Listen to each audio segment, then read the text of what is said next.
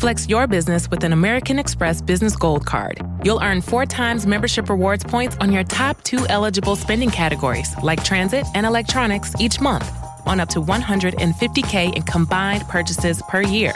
Plus, you can now earn 3 times membership rewards points on flights and prepaid hotels booked on AmexTravel.com. Terms and points cap apply. Learn more at americanexpress.com/business-gold. Amex Business Gold, built for business by American Express. Auto insurance can all seem the same until it comes time to use it. So don't get stuck paying more for less coverage. Switch to USAA Auto Insurance and you could start saving money in no time. Get a quote today. Restrictions apply. USAA.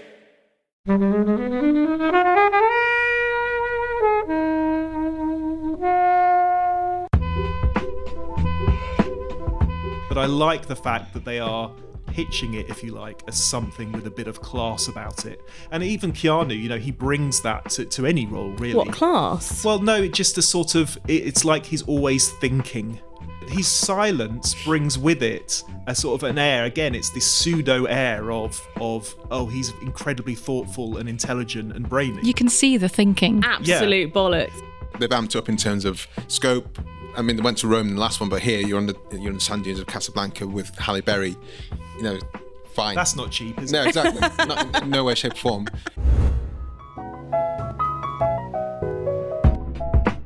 Hello, film fans. Joining Flixwatcher today, we have James. Hi. Rhianna. Hello. And as always, Kobe. Hello. And we're here to review John Wick 3, Parabellum.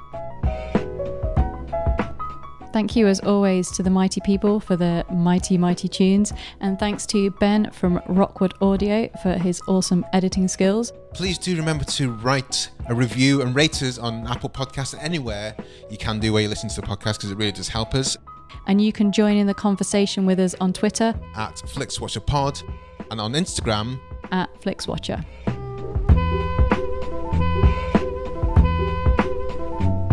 Hello and welcome to this episode of Flixwatcher Podcast.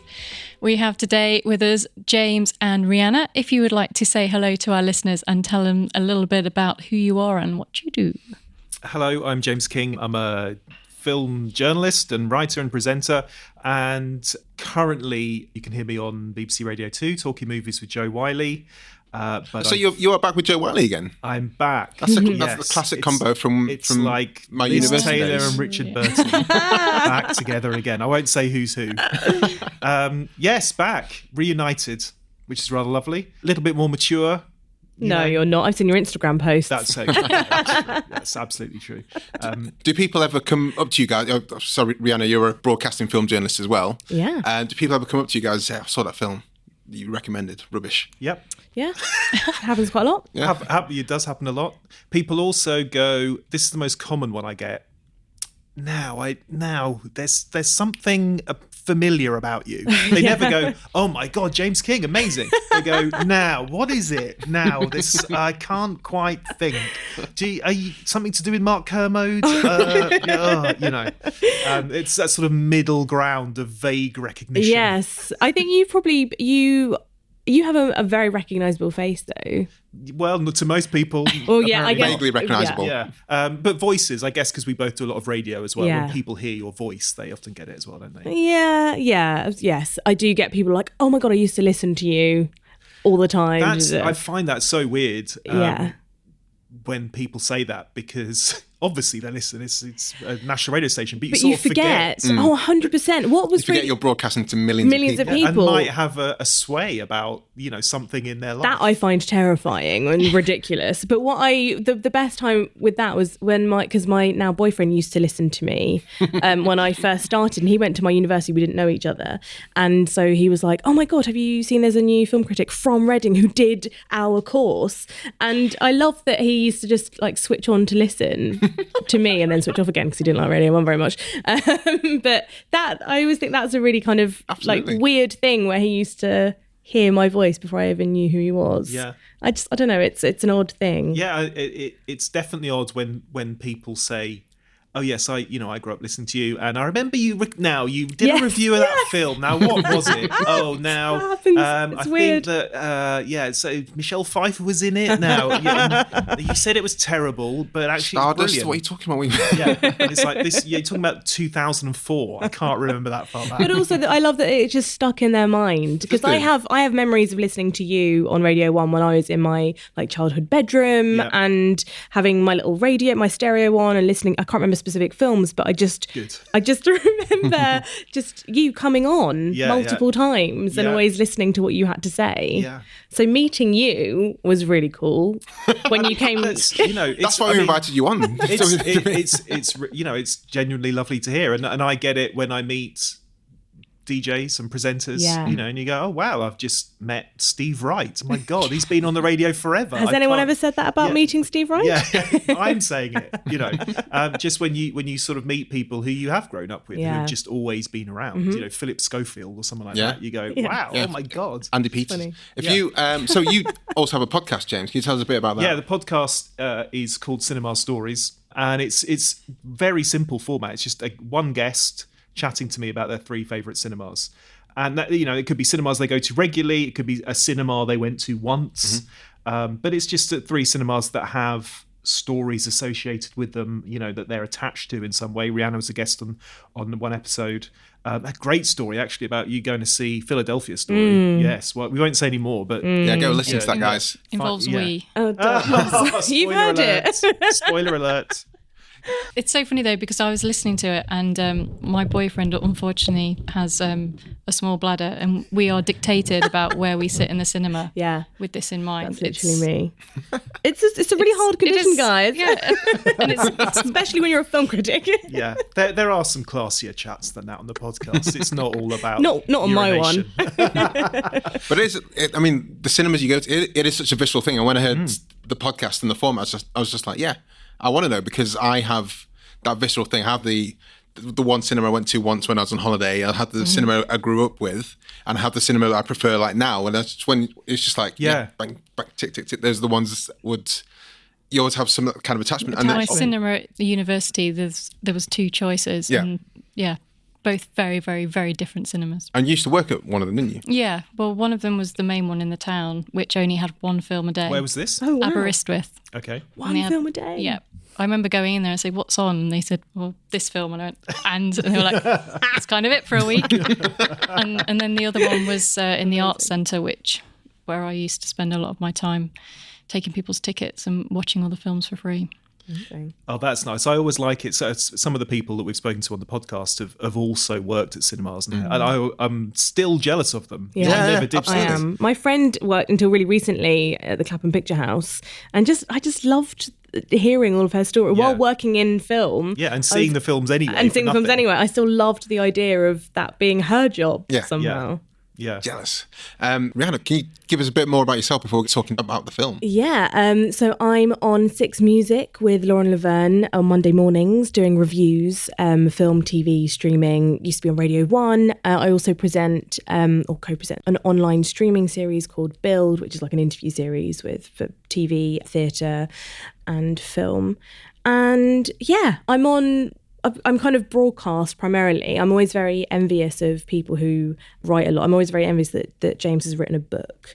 It's a very cool book. Yeah, it's 80s. I like that I'm plugging your work here because you forgot. So. Yeah, I know. It was, the book was about 80s teen movies, which was sort of a labour of love, really, and a passion project. Yeah, because your favourite film is Ferris Bueller's Day Off, isn't it? Yeah, I mean, it's certainly in the top 2. Well, it's my favourite film. I need to show you a poster I have when we finish recording. Oh, amazing. Very nice. Very nice. But yeah, I wholeheartedly get we're of the 80s. Most of us on this table, I think. I think you're a bit younger. 89. 89, okay. Yeah, just squeak in there. But the 80s there's lots and lots of 80s books out in the moment, and I love every single one of them. I think it's just such a rich kind of vein of movie history that I don't know whether it's super nostalgia, but I wholeheartedly love it. What would you want to write a book about if you're going to do it? I mean, probably Jane Austen adaptations. Oh, right, okay. Yes, yeah. Well, I hear you might know a bit about those. I mean, I chop and change so much. I feel like I don't have that same singular thing that you do. Although, I mean, that was a thing for me, you know, and it still is, of course. Now you've got it out there. Actually, it was the suggestion of someone, you know, and when they said do it, as soon as it was someone else telling me to do it, I did it. Yeah. But when, if it had just been left to me on my own, I'd be like chopping and changing the whole time. Exactly. Maybe I should do 90s. Maybe I should do noughties. Yeah. You know, all that kind of thing. So we're talking about John Wick Chapter 3, which is your choice, James. Yes. So can you tell us why you chose it and give us a synopsis in 1 minute or less? John Wick Chapter 3, Parabellum, is the latest instalment of everyone's favourite pissed off assassin franchise, starring Keanu Reeves as the title character. By this point in the series, John is a wanted man. He has this huge bounty placed on him because he's annoyed the authorities. He's annoyed the so-called high table of baddies. So you've got all these assassins around the globe, and there are, according to this movie series, an awful lot of assassins in the world. And they all know him. They all know him. They all recognise him, and they're all after him. So he goes on the run. And that running takes him from New York to Casablanca in Morocco, out into the desert, back to New York again. And the whole time he's obviously fighting and shooting and flinging knives and riding horses in this one, or riding a horse in this one, trying to find his freedom. As the odds kind of grow increasingly against him, you just can't really see a way out for him. You've got some returning characters in this, such as Winston, who's the manager of the Continental Hotel. Did you know assassins have their own hotel? Well, they do. Yeah, apparently. They've got to chill somewhere, haven't they? In big cities. So Ian McShane plays Winston. He's back. Lawrence Fishburne is the Bowery King. He's the leader of a network of city vagrants. Of course, a re-teaming with Keanu Reeves. He was in the second John Wick movie, but also most famously in the Matrix films. Some newcomers too. They've got 2 Oscar winners in this one. Halle Berry. This shows you how the franchise is really built. Because I don't think they'd have done the first movie, but by part 3, they're like, yeah, we'll have some of that. So Halle Berry and Angelica Houston, they're 2 powerful women from John's past. I mean, it's ridiculous. I'm not for a second going to claim that there's any sort of realism going on. I think some of the emotions are real, but certainly the plot isn't real. So why did you choose it for us? Well, I like the fact that it's grown as a franchise, that the first one came out and was great, and it's probably my favourite of the 3. But it was, you know, a relatively low-budget film without many expectations and minimalist in certain respects. You know, it didn't try and go global. And then it was a big hit. Second one comes out, even bigger hit. So by the third one, you're getting the big names on board, the bigger names, and also you're getting a bigger scope. The story broadens out. Geographically, it broadens out, and it becomes a different thing. And I'm always fascinated by movie franchises that are sort of accidental. Obviously, if you're looking at the Harry Potters and Lord of the Rings, you know, the books are already there, the story's already written. Yeah. Everyone knows that ideally they'll be doing more and more films. But I think with this, no one particularly expected it. Keanu Reeves hadn't really had a hit movie for a while. And so suddenly they have a hit, and they have to work out what to do with that. Do you think it's to its detriment, though, that it gets big? I mean, this third one is, like, as you say, enormous. And it's like the sort of Sex and the City 2 thing where, and they go, you know, there's camels in a desert. It's literally Sex and the City 2. Yeah. But it's, you know, they almost don't, their success has almost worked against them, I think. I do agree with that. I mean, it's the biggest film in terms of box office. And that's partly why I'm fascinated by it, is what do they do with it? Where do they go with it? They had this problem with Fast and Furious. Yeah, I think when you're describing that, I was thinking that's the Fast and Furious franchise, where the first one made a bit of money, so they made the second one. Yeah. And it was diminishing returns until suddenly it's like, boom. Now they're on 27. And of course, the first one, you know, is about illegal street racing in Los Angeles. Yeah. And it's like, well, how much of a part does that play now in the latest Fast and Furious movies? Nothing whatsoever. So they've completely moved on from it. But with this, do I think it's to its detriment? To a certain degree, yes, because I like the simplicity of the first one. And it's almost believable, the first one. This one isn't in any way believable. But what I would say is I think that they have counteracted that by it being so spectacular and over the top and so breathless in its pace that in a way you don't really even have a chance to catch up with it and look at it logically. Yeah. You're just swept away in it and go, wow, that looks amazing, or that kick was amazing, or that fight scene was amazing. And yeah, when you sit down in the cold light of day, you go, well, it's nonsense. But actually the experience I found it's something that just I was completely wrapped up in. Helen, this is the first time you've seen a John Wick film, isn't it? No, I've seen the first one. I've seen the first one. I watched the first one by choice. You skipped the second one. Okay. I didn't. To be honest, I didn't actually know the second one was on Netflix. Right. Else, had I have worked that out, then I possibly would have watched it. But then I kind of thought, I'll work it out. So what happened when you typed in John Wick and to Netflix did it not show the second one as well? I think just because obviously it's very recently come on, it was there in like new arrivals. Right. So I think the didn't second one realise came it. on after the third one, actually. onto Okay. Netflix. Right. Interesting. Yeah. I mean, there's a lot of things that I really liked about it. Particularly like the fact that the average age of the cast must be 40 or 50 or Yeah, I'd say something. 50. Keanu's or 55 now, isn't he? Yeah, so it's Lance Reddick, Ian McShane, yeah. Mark Dacascos is in his 50s. Angelica's, I Halle think Berry. I think the average age has got to be well into the 50s. Yeah, so for a It gives you hope, doesn't it? blockbuster film like that, I mean, I did like that. I mean, where else are you going to get a film that you can see Lovejoy? And I couldn't remember if it was Robson or Jerome. It's Jerome. Jerome, yeah. Yeah, Jerome I forgot Flynn. about Jerome. Yeah, Jerome I know. Flynn, yeah, amazing. And Jason, obviously from Mantzoukas. yeah, Crazy TikTok Jason. man. Yeah. So it's Time's up, John Wick.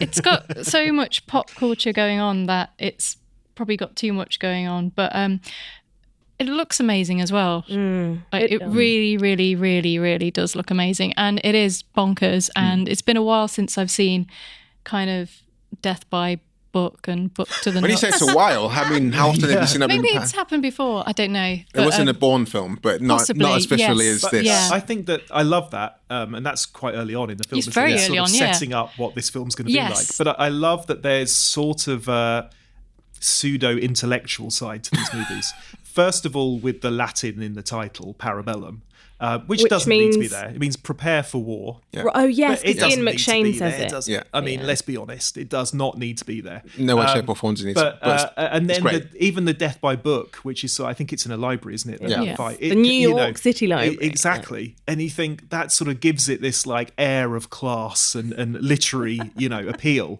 And I don't particularly think that John Wick has some hidden intellectual side to it, but I like the fact that they are pitching it, if you like, as something with a bit of class about it. And even Keanu, he brings that to any role, really. What class? Well, no, just a sort of, it's like he's always thinking, Yes, because he's not speaking, because know, he but can't get words out. Well, exactly. But his silence brings with it a sort of an air. Again, it's this pseudo air of he's incredibly thoughtful and intelligent and brainy. You can see the thinking. Absolute bollocks. I mean, it's true. But I think that it's silence that does that, and it might be completely fake, but silence, when you play a character like that, if they're not saying anything, you're thinking, wow, they must know something really amazing. Oh, that's so funny, because I was watching this going, there is nothing going on between the ears there. Oh, really? You can't string a sentence together.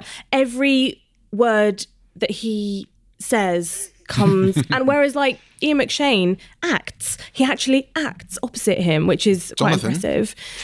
But he has different tone to his voice, and he can change it up a little bit. And Keanu Reeves, I just don't understand But Keanu it's Reeves. generally, Yes. because I mean, he doesn't Generally, anyway. Yeah, but also in this, I right. think in the first John Wick, you're right. I haven't seen the second one like you, Helen. I haven't seen the second one either. The first John Wick was, it ticked boxes. Mm-hmm. It was fine. I Avenging understood. a dog is something we can all get behind. Absolutely, and I could understand why people, why that almost became a bit of a cult classic at Yeah. the time. But then watching this, I was like, they've amped up all of the wrong things, I think.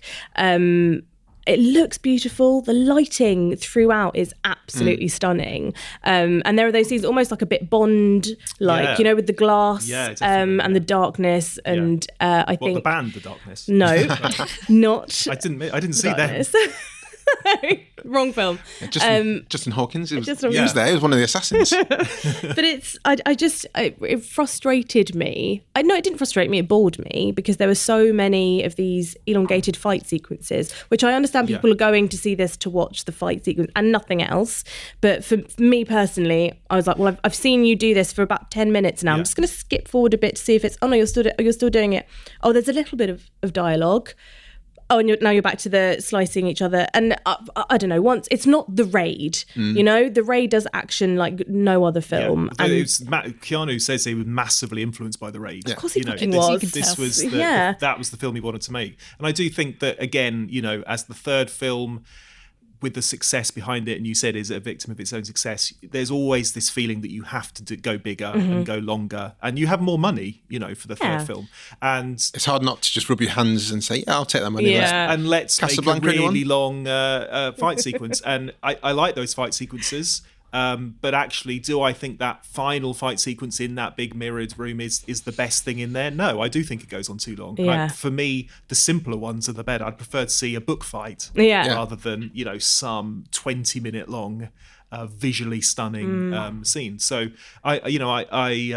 I'm not going to claim it as a perfect film. Yeah. But that scene, you know, as you say, that elongated end scene with Mark, was it Dacascos? Dacascos, thank you, Mark Dacascos. He at least brings a little bit of humour to John Wick. Yeah. And I think that is desperately needed in a film that otherwise it's very po-faced. I think it tries to be funny and fails miserably unless this guy's on screen. I think that's one of the things that kind of elevates it away, because when John Wick 2 came out, I was like, oh, really? I was kind of happy with it being just the first one. Yeah. Of course, I went to see it and I was like, the second one is my least favourite of the three. Yeah.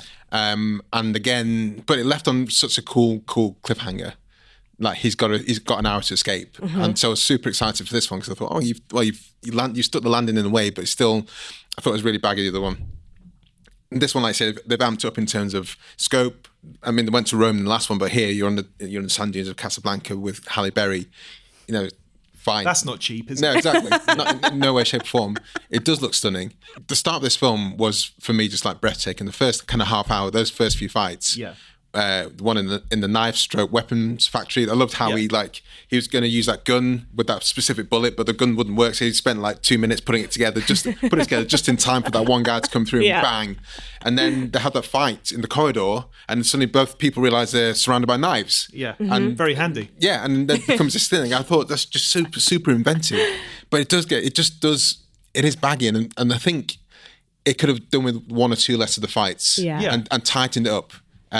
For me, but I loved. The point was, I loved the thing about, oh shit, I'm actually fighting John Wick. This is like the best thing ever. Yeah, I liked that with Mark Dacascos, sort of element. Was so great. like he sat right next to him on the sofa, and then I like the fact that there is maybe it is po-faced, but to me, ultimately, and if you sort of, I think there was one point where I watched all three films over the course of 2 days. So it was real like a marathon. Why? Because I love them. But then you really get what came out of that particular 9 hours or however long it was that this is a guy in mourning. That's the whole point of the film. When you go right back to the beginning of it, he's a guy in mourning and who is tragically single after the death of his wife and misses her. And, that thread, when you get away from the action, you get back to that thread. That's what hangs the whole thing together. And in the third one, it is about whether he can get his freedom to carry on, grieving her. Carry on grieving and loving her. Because he basically has a choice. Do I die or do I work for people I don't like, but at least I will still have the freedom to be alive and to carry on, missing my wife. And so that element, I think, for me, holds the three films together. I don't think it's at the forefront of the filmmakers' minds. They're at the forefront of the filmmakers' minds of the action scenes, but it is at least still there.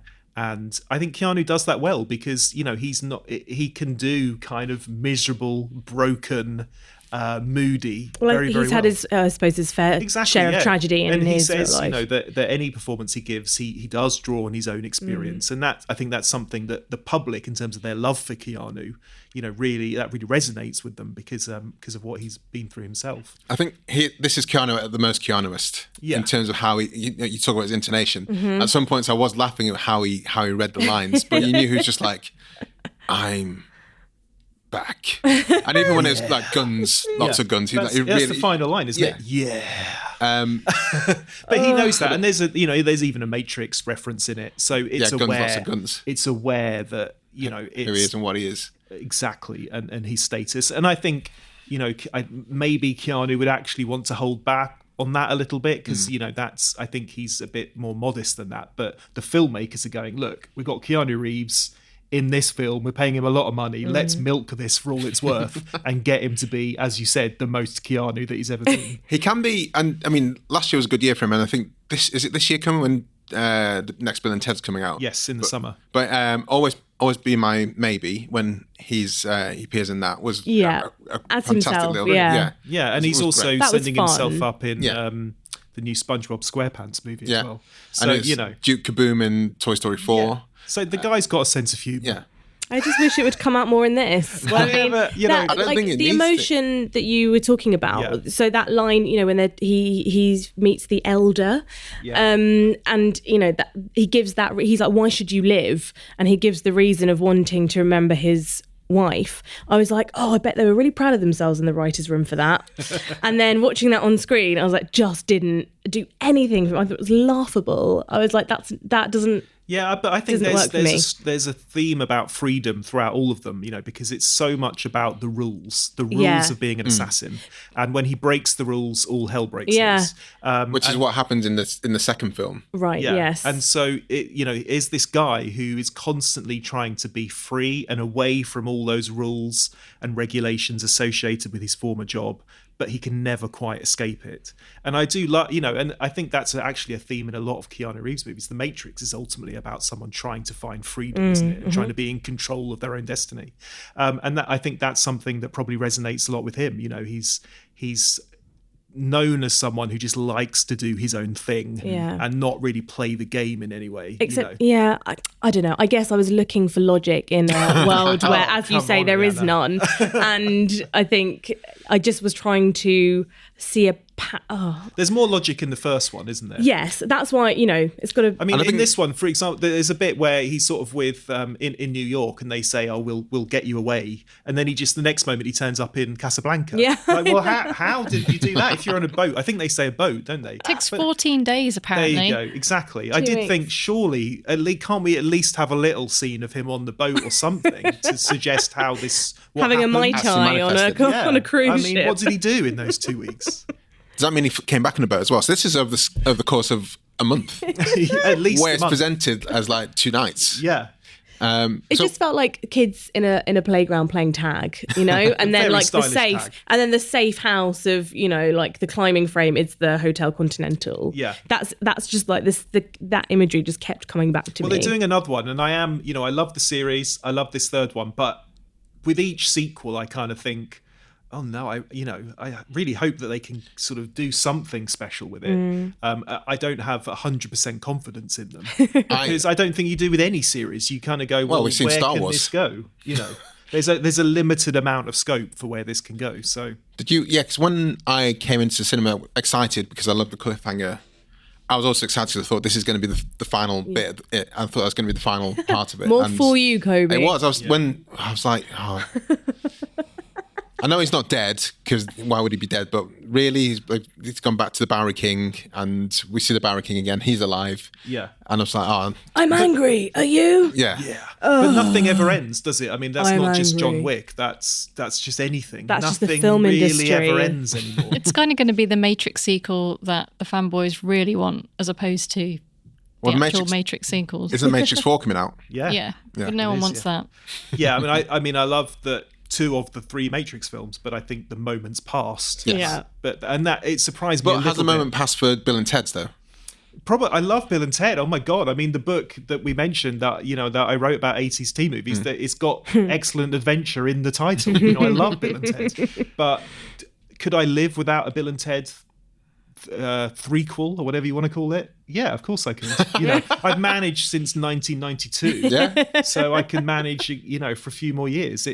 I hope it's great. Of course, I hope it's great. And I love Alex Winter as much as I love Keanu Reeves. But it's like, do they actually need to do it? They don't, but I think I like the story behind it, and I think I'm very much looking forward to the original writers, isn't it? So there's a good basis for it working. Before we go into the scores, guys, what we're thinking of the kind of modern action film kind of renaissance over the past few years. We've had The Raid, Taken. Atomic Blonde. I was going to say that watching this made me really, really, really want another Dredd film. Yeah, well, Dredd's a great film. Yeah. Cool. Yeah, the recent Dredd film. Yeah. I mean, there's some connections there, isn't there? Because Atomic Blonde was David Leitch directed it, who co-directed the first John Wick film, and there's definite comparisons. And of course, Keanu and Charlize have acted in it a couple of occasions together. So she's sort of the female Keanu who can act, really, isn't she?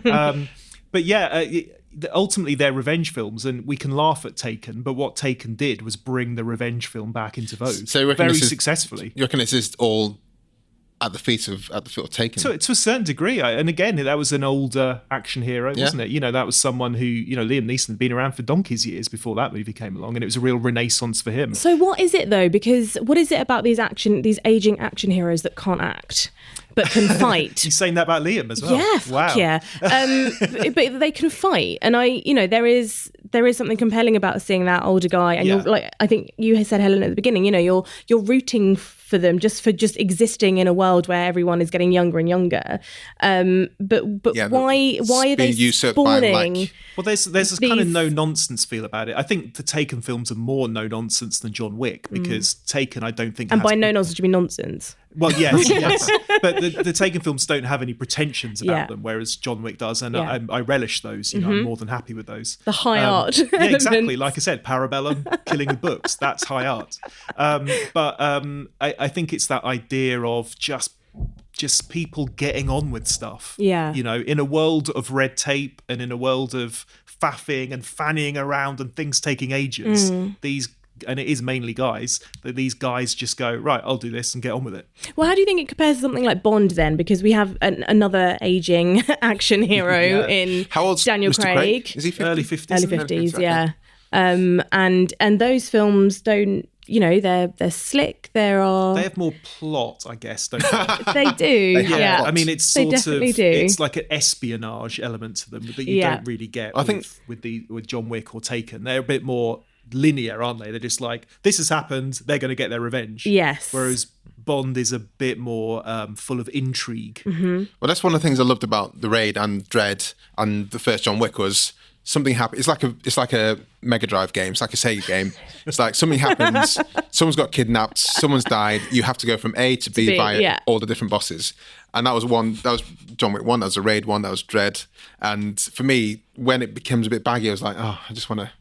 You know where you are with those films, don't you? Exactly. Yeah, and The Raid just was so superior to, I think, any other film.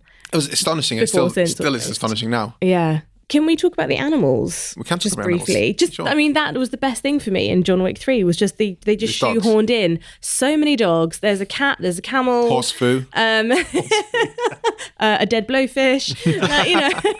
I think that they knew the puppy, the dead puppy thing worked. Really played with our emotions in the first John Wick, and then of course rescuing the dog, the pit bull, which comes through to the third film.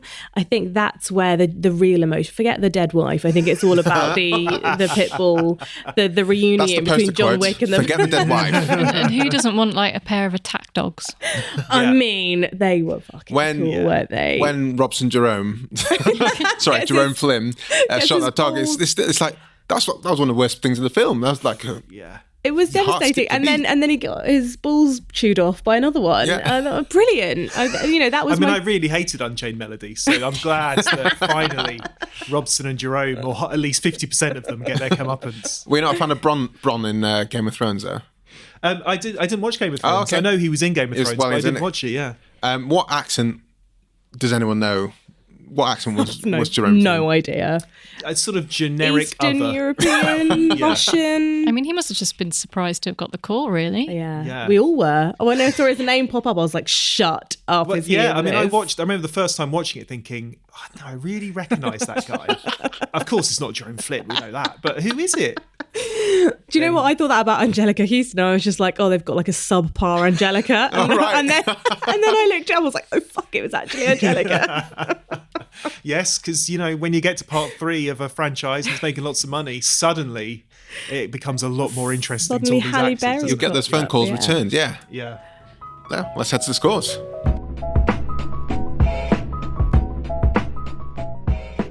Hello, I'm Sam Pay. And I'm Martin Zoltz-Orstwick. And we are the two hosts of a podcast called Song by Song, where we listen every week to a track by the musical artist Tom Waits.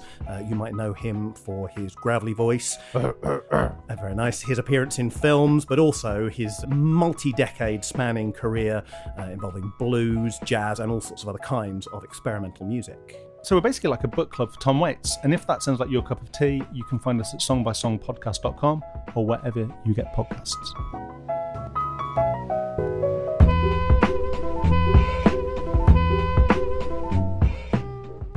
Hey there, Ryan Reynolds here. It's a new year, and you know what that means. No, not the diet. Resolutions.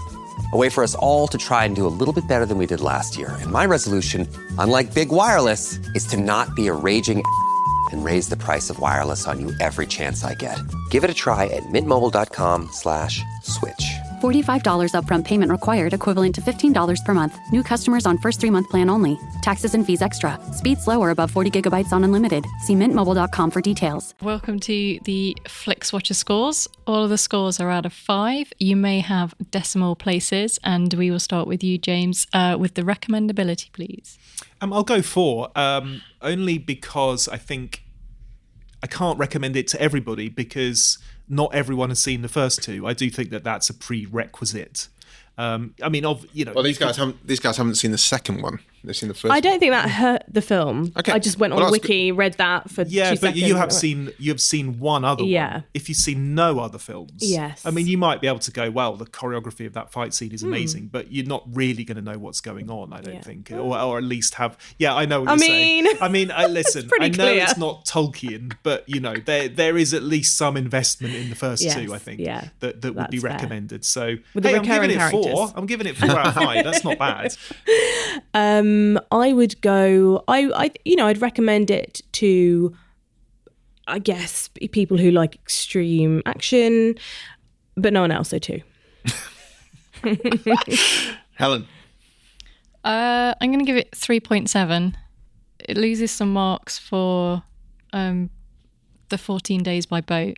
That annoyed me. I was prepared to buy in everything else. I like the fact that it annoyed you so much you actually Googled how long it would take. Yeah.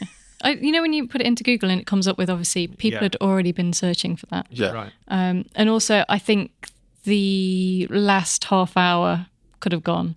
I think it could have been a lot tighter, which was, it got to the point where I was like, okay. Do you think the last half hour should have gone, or bits in the middle should have been compressed so it got to the last half hour quicker? No, I mean, I was fairly sort of game for everything up until the fight with the 2 guys. I thought that went on for too long. Well, one of the guys from the raid. Yeah, but that you was sort too of long. Want the last fight to be the best one, don't you? And actually, I think as impressive as it is to look at, just with all that lighting, actually the best fights are earlier on. Yeah. And the first fight with the books, it really does set how gloriously violent it's going to be for the rest of it as well. That scene where he's pushing a dagger very slowly into someone's eye. Into his eyeball. Did you look away? No. I looked away, but there are moments of that, and I don't mind that. I think that's always. I quite like the fact that it can still make me go rather than just being completely desensitized. You see, as I remember seeing that in the cinema as well and thinking, oh, they're not going to put it in the eye. They're not. Oh, shit. they are. Oh, Oh, they are. Yeah. And yeah, lingering there for a little bit too long, I think. I'm going to go for a 4.5 here. I guess that would be based on people haven't seen the first two, though. But I think I really, really do like this one. But I think it's the second. It's my second favorite of the John Wicks. I wouldn't recommend it to people who don't like violence because it's visceral. And I think for a Hollywood film, it's very, very stark compared to The Raid. The Raid was just absolutely mind blowing, and I wasn't expecting. I would not have expected knives in eyes. I would not have expected to be physically wincing from books being hit people. Yeah. Because even like previous action films were like the Bourne films, and they were kind of visceral, but you were just kind of rolling with the punches. You're like, let's get in there, get in there. Yeah. But this is like, oh fucking hell. Yeah. Yeah, I mean, it's Chad Stahelski, isn't it? Who's done him, and he is was a stunt coordinator, not a stunt coordinator on The Matrix. So I think that's actually the he's a problem. really well. I think in terms of a former stunt person directing a film, visually that's pretty impressive. You know, he's got a good eye, or his team have good eyes. Maybe the drama, the emotional content isn't really his thing, but he certainly knows how to direct an action scene. That's true. It's kind of like a sort of musical, really, because you've got these like dances in between the kind of plots. John Wick musical, I'd go and watch that. That would be awesome. But isn't that how, I can't remember if it's Gareth Evans or Edwards who directed The Raid. It's Evans. It's Evans. I think. Yes, Edwards did Monster, Godzilla, didn't yeah. he? Monsters, yeah. But he was saying how they choreographed The Raid, and it was balletic. It was to a beat. It was to they had like a click track to make sure they did it all that way. That's very balletic. Yeah. Isn't it? And there's actually ballet in John Wick 3, isn't True. there? There There is, and actually that was my favourite bit. I loved watching that in the background. I thought that was really gorgeous. Yeah. And I think just that juxtaposition between like the beauty and the violence. I mean, it's a very obvious one, but it worked nicely. And it's for another that one of scene. those delusions of intellectual Yeah, grandeur, 100% I think. Russian ballet. You know, Yeah, it's like Red Sparrow. It's kind of like, well, Oh, we're Russian and we've fucking got hell. ballet, so we're going to be. This is a bit of intellectual action. I'm now. so glad you didn't make me watch Red Sparrow again. Jesus. I think that's on Netflix, isn't it? Yeah. It actually is, yeah. I think once was enough. Repeat viewing score, James. Well, I can, I suppose, speak from experience. I've seen it 2 or 3 times In the space of a year. Yeah, Yeah? absolutely, yeah. So I'm not saying I want to watch it again tomorrow, but I'm happy with that, and I'll happily watch it again. So I'll go for a 4.5 or 4.5 to use the correct Parlance, yeah. phrase, Rhianna. I would never see this again, and I wish I hadn't seen it the first time. But I do understand the love for action, and it's just not my kind of action. But I'd say 2.5. Helen. I'm not in a rush to see this one again, but maybe I probably would. I'm more likely now to go back and see the second one, just so I can. Well, it's on Netflix right tie now. up. This is it. So Do you want to on the- see part 4 when that comes out? I sort of do now. Yeah. Really? Yeah. So what made you, why did you not go and see 2? Did you think it was just like, the first one's fair enough? Don't think, because I didn't realise it was on Netflix at all, and I only saw the first one last year. No, I mean, so you didn't see it in the cinema? No. Okay. Fair enough. I had to go and So what did you say, 2? 3. 3.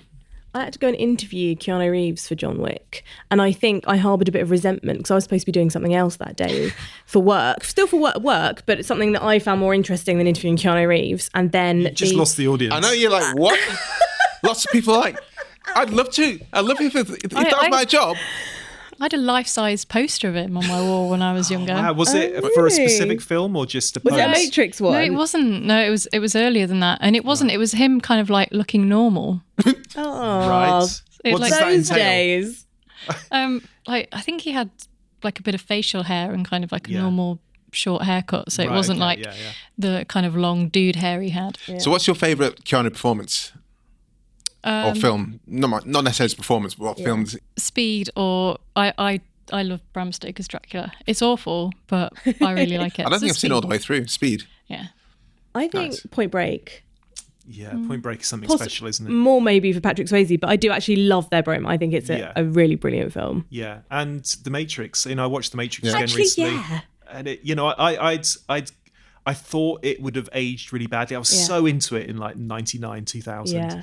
And then the sequel sort of gradually went off the boil, and I thought it was over. I'd had enough of The Matrix. I watched it again last year. Yeah, it was amazing. Actually, the first one is incredible. It's You're right. really good. It is excellent. And it plays to his strengths 100%. Plays to his strengths in a similar way to John Wick. Is that it's playing up to the Keanu-ness of Keanu. And it's when and he's a trier, which is great. He'll go and do Hamlet on stage. I don't think he'll win awards for it, but at least he wants to try and do that, and I really like that about him, that he's prepared to branch out. But ultimately, I think we all know when he's best, and that's stick him in a black suit, give him a bit of kung fu, not much dialogue, and that's ultimate Keanu.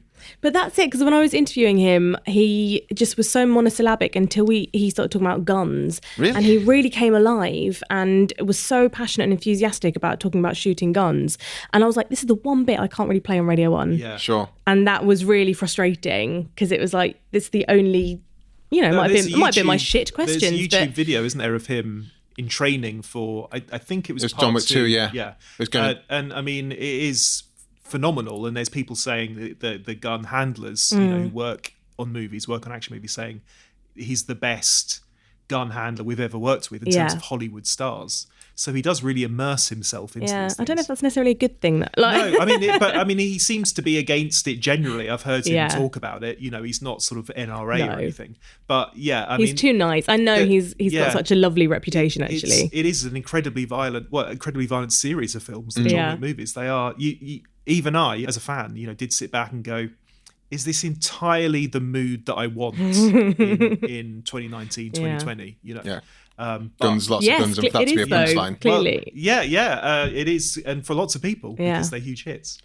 I'm going to go for 4.5 here. I was kind of I rewatched the second one before watching this, and I was disappointed that the first one. This is what Netflix does, and we've talked about it before. It should just have all three on there, because why not? Is the first one not on there? No, the first one's not different. on I think the first one had different distributor. Right. So I think it's probably boring like that. A really boring reason why it's not on there. That it's some sort of red tape issue. Was it Warner's was the first one? Yeah. I'm pretty sure I watched it on there. It probably would be on there, but the cycle of when things are on. Yeah, it's not on now. Which is annoying. 4.5. And when you said you did that John Wick 3 chapters over a weekend, I was like, why not? That's a lot of Baba Yaga. Why not just one day? Yeah, Baba Yaga. One thing that happened, I don't know what you guys had with your versions of the subtitles, but they just had the standard kind of Netflix subtitles at the start. But when in John Wick 2 and the cinema, it had the super stylized. Yeah, I had those big font ones. All right, I didn't, but I was watching it with subtitles on anyway. All right. Yeah, I didn't. For any particular reason? If I'm watching on Netflix, I watch pretty much all things with subtitles. Really? Oh, right. Yeah, it goes in a bit better for me. Pretending it's a foreign language film. I'm also slightly deaf. Oh, right, okay. If it's not like, being boomed out of a huge surround sound cinema. So I always watch things with subtitles. I've really got into watching things with subtitles, even though I don't need it.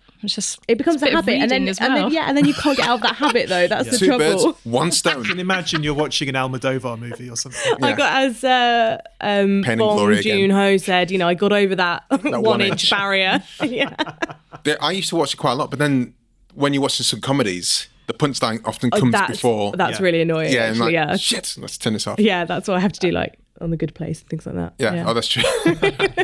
Small screen score. I mean, if ever a film was made for the big screen, it's this. But I have watched it on the small screen and still enjoyed it. It's not its ultimate place. It's not its ultimate destination. But I'll go for. I don't want to just keep going for 4s, but I am feeling in a 4 kind of place for this. I'll do 4.2. Really? Yeah. So that means that I think it works pretty well on the small screen. Yeah, I'm surprised because I think I would have enjoyed it a lot more if I'd seen it at the cinema. Yeah, well, there's still 0.8 missing.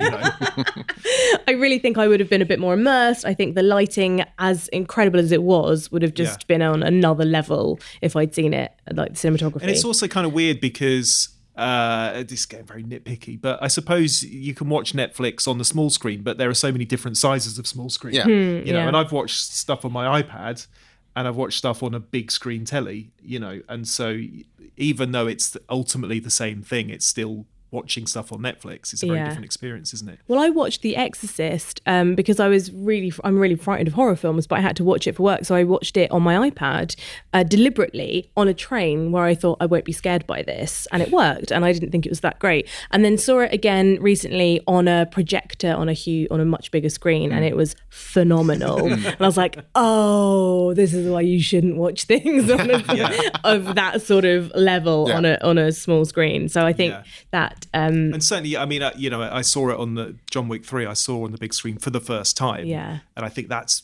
where you want to see things for the first time, isn't it? Watching it on an iPad for the second time, well, you kind of know what's going to happen anyway, so there's not quite so much invested in it. So what's your repeat viewing score? I would say small screen score is 2.5 again. Sorry, I know I'm being very horrible about this one, but I just didn't like it. Well, I mean, you could have been a lot harsher. We've had straight zeros for one film, or maybe was it 3 zeros and a 1? What was that? It was That Thing You Do. The Tom Hanks one. Yeah, the person sat in your seat was not a fan of the music. Right, well, it's a musical, so that's a problem. With one song. With one. Anyway. One main song. Small screen score for yourself. It's a 2. You need to watch this on a big screen, I think. I'm going to go for 2.1 because this is probably one of my favourite cinematic experiences last year, and wasn't expecting it. I rewatched the second one. It didn't look as beautiful as this. No, it just doesn't. Even though they go to Rome and that looks cool, but the contrast between the New York Library, the fight in the museum, going to Casablanca, the massive fuck off sand dunes, and then having a gunfight, which was my least favourite fight, was gunfight in the hotel. It just looked amazing. It just looked really good. Plus, everyone in the cinema going oof and that kind of audience reaction. You just couldn't help but be viscerally moved by it. That's true. Actually, I exclaimed a lot while I was watching this, and I don't normally do that. I don't blurt out noises just watching it. So it was genuinely like one of the most fun experiences in the cinema. This has got the Prince Charles all over it, hasn't it? Yeah, I think a John Wick 3, a John Wick trilogy, the Prince Charles. Yeah, I would happily do it. Happily go and see that. Engagement score. James. I mean, it's so kind of fast paced and in your face. I think you'd struggle to not want to look at the screen, wouldn't you? So I'm go for 4.5. Rhianna. I was really just desperate to stop watching it, so I was just genuinely bored. Yeah, I think after the first sort of 2 minutes of every fight sequence, I was ready for it to be over. Yeah. I think the pacing was just really off for me, so I'd say 1.8. Helen. So it's 2 hours 10, and it really could have deserved. You didn't go, it's 2 hours 10. They really could have shaved easily 20 minutes off, I think. Yeah. I'm the one who chose this film, and I still agree with that. Which is a shame, because I would have been more engaged throughout if it had just been that little bit zippier. I mean, I was up until sort of, I think maybe the desert bit was a bit too long. And that's when it started to sag for me and get less engaged. So 3.9. Right, I'm going to go, based mainly on that cinematic experience the first time, it was 4.8, I think. And I was really, really, really looking forward to some of the kills again. It sounds so horrible. No, but you do. Like, that's the point of them, it's right? It's better to say that about a film than in real life, isn't it? So that gives us an overall score of 3.4. 625, and we always go to reach out to people on Twitter and ask them to give us a short review about a film before we go to record. And in this case, we said we're reviewing John Wick Chapter 3 with James King Movies and Rhianna Dhillon from BBC, well, formerly of BBC Radio 1. Sorry, we'll still take it. Yeah, we're happy with that. ask them, have you seen it? And tell us your thoughts on a shout out on Flixwatcher. James, can you read the top review there, please? This is from at Top Film Tip. Oh, I love them. They're great. Oh, all right, I'm reading this one. Sorry. Excommunicado assassin escapes high tables adjudication in animal-assisted antique axe assaulting bullet-bathed deconsecration. Flawless, frenetic fun. So you see why I love them. Oh, there's yeah. And there's a little bit at the bottom. 50 plus Keanu still brings verve and vigour as well as ineffable style to action genre. Don't forget the emojis. Oh yeah, well, so there's horses. that's horses. Yeah, horses and knives emojis, which kind of sums up the 4 horses out of 5 knives. So 4 out of 5 is there. Okay, I get it. Yeah, I get it. Rhianna, do you want to say the second one? Well, do follow him at Top Film Tip. It was Top Film Tip that gave that thing you do, the 0 scores. Oh wow, harsh critic. But I think he'd still give it a pithy review on Twitter. Rhianna. So from at Retro Ramble blog, breathtaking Keanu action with more headshots and stabbings with a dash of horse foo, love that, and even some book foo, love that even more. Silly, exhausting, but always impressive. 4 daggers. Helen. And the last one is from Steve Cross. A much needed addition to the sadly neglected action movie star beats up a 7-foot plus NBA player genre. 4 stars. 1 star removed for upsetting viewers with an even basic knowledge of how many stabs, shots and car crashes a human body can survive. So Steve wanted some more realism. Yeah, wrong series. Yeah. Wrong movie. It was just where Keanu Reeves falls off like 18 roofs and then still... Yeah, that was a bit dumb because I think everything else is a bit like you can imagine they got shot in the right part or. They almost set that up at the beginning where there's doctors going shoot me here and here because he knows he's not going to die from it. They were almost setting that up to be like it is survivable. Yeah, you can deal with this. That's why you need 14 days on a boat so you can recover. Yes. He probably had a lovely pleasure cruise. Yeah. How many coins do you reckon it is for one boat transport to Casablanca? It's only one coin. How many coins did he have? Oh, he had a lot. He had some in storage, didn't he? He went to a deposit box or something. I actually had a question about when is this set? Isn't it present day? So what's with all the sort of chalkboard and typewriters and? Oh, they're amazing. I love those. I love sort of them, the rockabilly but tattooed phone operators. But why? I want a whole series of them. I want a spin off of them. There is going to be there's supposed to be a Continental TV series coming up. Yeah. So I think we might see more. Quite Deadpool-y, isn't it? Yeah, I do like the John Wick. I do like the John Wick world. I think what they set up.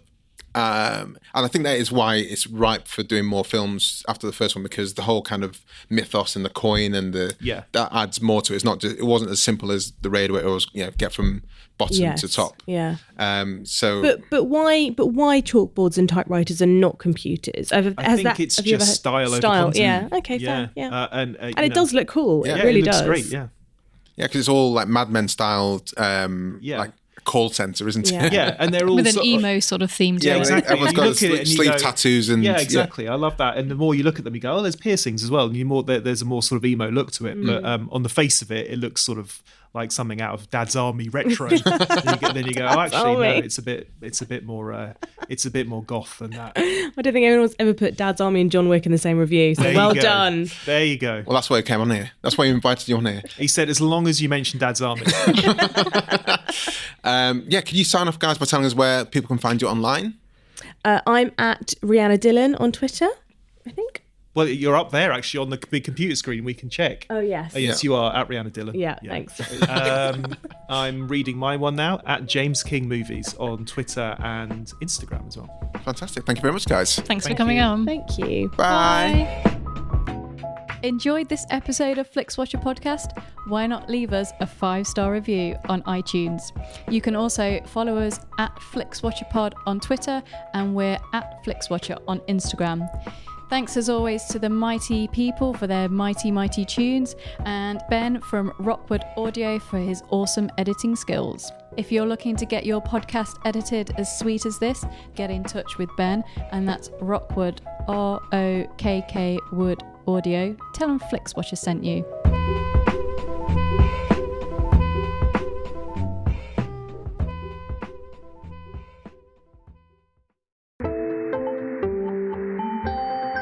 You just heard a Stripped Media production.